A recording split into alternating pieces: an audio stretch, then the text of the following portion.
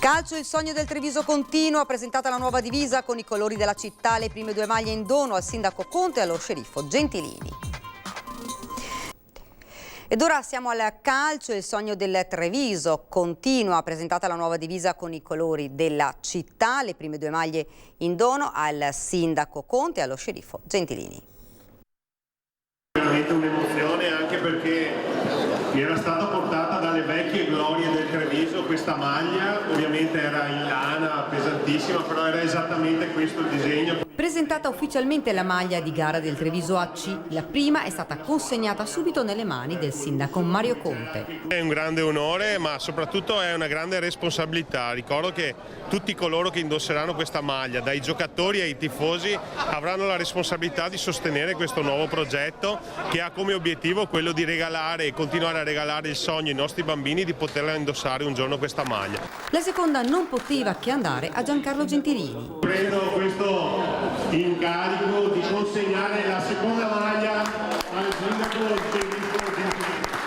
Un momento importante per la città di Treviso e il nostro obiettivo, ha spiegato il presidente di Treviso AC Luigi Sandri, è quello di rinvigorire i cuori dei trevigiani attraverso il calcio. La squadra, spiega, è già formata. La squadra è già formata, lo staff dei giocatori è già completo da più di 15 giorni.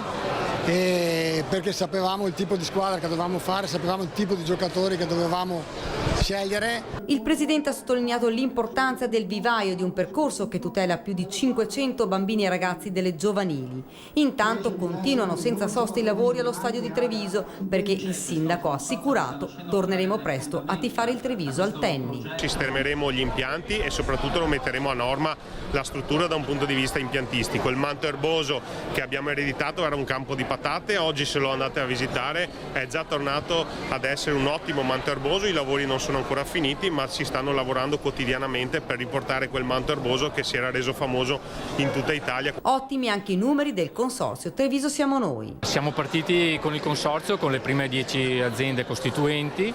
Il consorzio è stato presentato 20 giorni fa. In questo lasso di tempo abbiamo raggruppato altre 25 aziende, sicché ad oggi siamo in 35 con una lista già pronta per aumentare il numero. Ora tutti attendono con trepidazione l'inizio del campionato perché il sogno è appena iniziato.